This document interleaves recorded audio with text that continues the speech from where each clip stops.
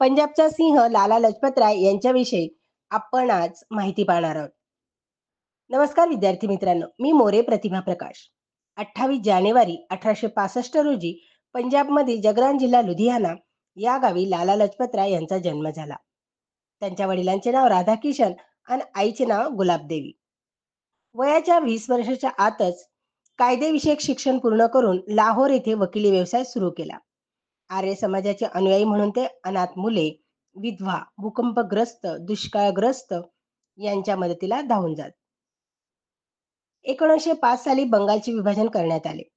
तेव्हा लाला लजपतराय यांनी सुरेंद्रनाथ बॅनर्जी आणि बिपिनचंद्र पाल यासारख्या देशभक्तांसोबत मिळून या निर्णयाविरुद्ध आंदोलन केले. देशभरात त्यांनी स्वदेशी आंदोलन चालवले. 1907 मध्ये रावळपिंडीमधून त्यांना इंग्रजांनी अटक केली आणि 6 महिने मंडालेच्या तुरुंगात ठेवले. 11 नोव्हेंबर 1907 ला मुक्त केले आणि त्यानंतर त्यांनी इंग्रजांविरुद्ध आपले आंदोलन अधिक उग्र केले. इंग्रज त्यांच्या लोकप्रियतेला घाबरू लागले. पुढे ते इंग्लंड, जपान, अमेरिका येथे गेले आणि तेथे अनेक लेख प्रसिद्ध करून भारताची बाजू जगापुढे मांडली. इंडियन होम रूल लीगची स्थापना केली. भारतात परतल्यावर काँग्रेस अधिवेशनाचे अध्यक्षपद भूषविले. लाला लजपतराय यांनी महान अशोक, श्रीकृष्ण व त्याची शिकवण, छत्रपती शिवाजी, मॅझेनी, गॅरिबॉल्डी, यंग इंडिया इत्यादी पुस्तके लिहिली. लोकमान्य टिळक, लाला लजपतराय व बिपिनचंद्र पाल हे त्या काळात लोकजागृतीच्या कार्यात आघाडीवर होते. म्हणूनच लाल, बाल, पाल ही त्रिमूर्ती स्वातंत्र्य लढ्यातील अग्रणी म्हणून ओळखली जाऊ लागली. ब्रिटिश सरकारने हिंदुस्थानच्या राज्यकारभारात सुधारणा घडवून आणण्यासाठी एक कमिशन नेमले होते. त्याचे अध्यक्ष होते सायमन.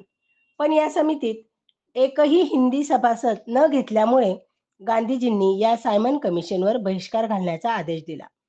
लाहोर येथील मोर्चाचे नेतृत्व करीत होते लाला Lajpat Rai. Simon go back, Simon परत जा या घोषणांनी शहर दुमदुमले होते. आणि नेमके याच वेळी गोऱ्या इंग्रज अधिकाऱ्यांनी लाला लजपतराय यांच्यावर लाठी हल्ला सुरू केला. त्यामध्ये बरेच जण जखमी झाले. पण एवढ्या कठीण परिस्थितीतही लालाजी गरजले. हमारे ऊपर किया गया हर अत्याचार ब्रिटिश साम्राज्य के ताबूत की कील साबित होगा.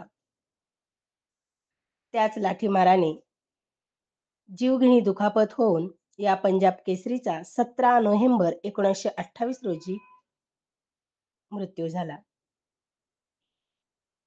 अशा या महान स्वातंत्र्य सेनानींना माझे कोटी कोटी प्रणाम.